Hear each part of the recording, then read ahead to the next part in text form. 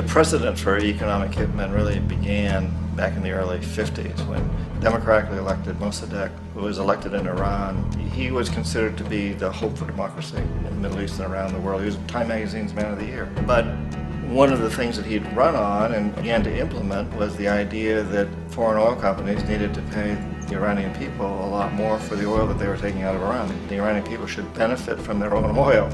Strange policy. We didn't like that, of course.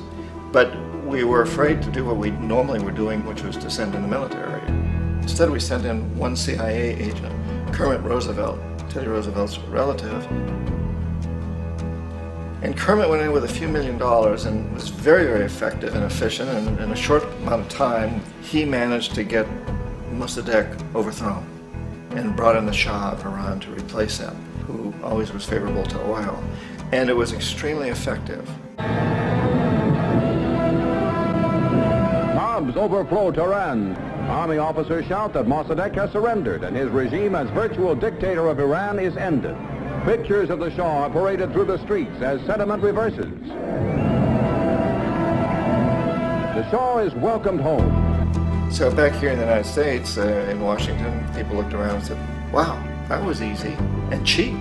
So this established a whole new way of manipulating countries, of creating empire.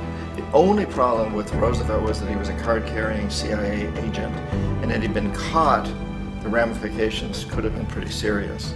So very quickly at that point, the decision was made to use private consultants to channel the money through the World Bank or the IMF or one of the other such agencies, to bring in people like me who worked for private companies, so that if we got caught, there would be no governmental ramifications.